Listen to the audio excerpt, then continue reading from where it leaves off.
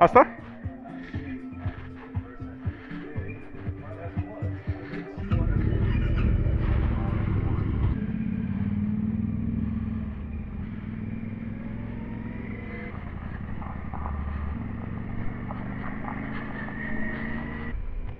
TNR 700 este o motocicletă de adventure ce se remarcă prin foarte multe lucruri, însă vreau să încep cu numele acesteia, care vine practic de la regiunea sahariană Tenere.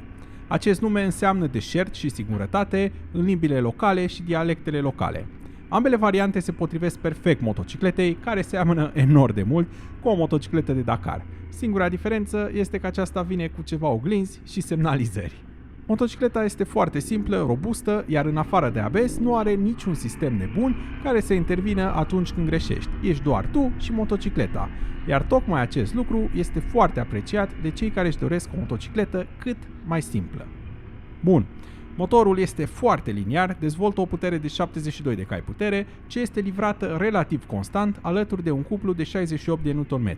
Cutia de viteze este și ea calculată foarte bine, iar treptele 1 și 2 sunt numai bune pentru mers în off-road, în timp ce treptele superioare, să zicem că sunt și ele relativ bune, mai ales pentru drumul întins și pentru distracția pe curbe.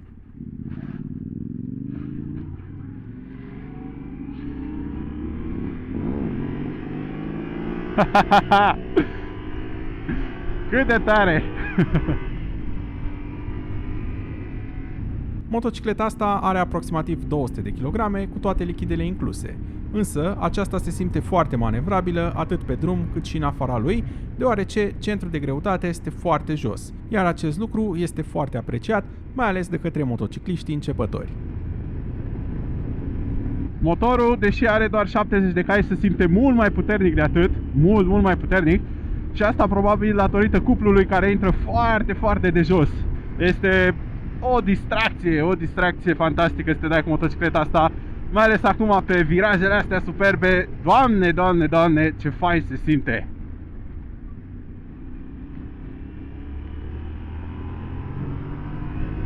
Parbrizul își face cât de cât treaba, te apără cât de cât de vânt, însă, ca să fiu sincer cu voi, cred că o să fie nevoie de un parbriz mai mare dacă vrei să faci touring la viteze mai mari sau cine știe, pe vreme de asta super nasoală și ai nevoie să te apere bine de ploaie și de vânt.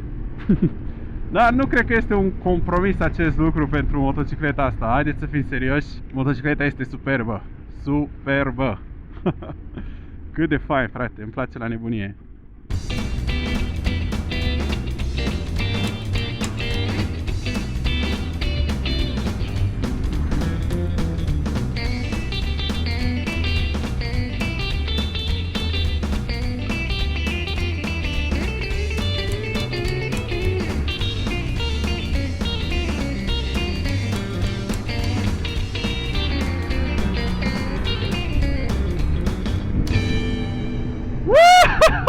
Cât de fain poate să meargă acest TNR 700, Dumnezeule! Doamne, wow! Dansează un pic de funduleț datorită cauciucurilor, mai mult de off-road decât de on-road. Dar wow! Cât de manevrabilă poate să fie, fraților!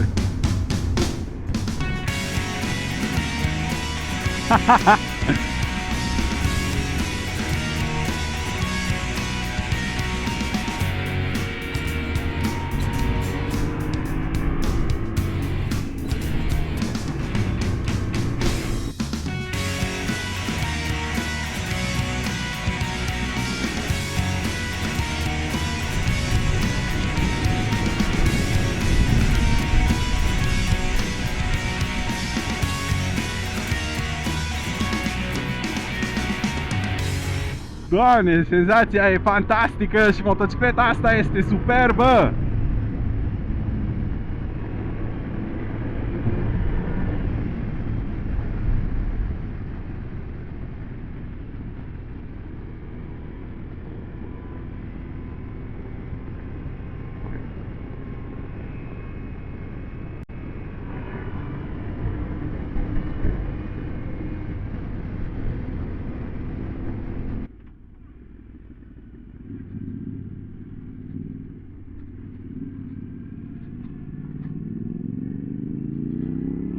Deci singurul lucru care aș putea să le reproșez este faptul că suspensia este un pic cam fermă, iar chestia asta se resimte uneori.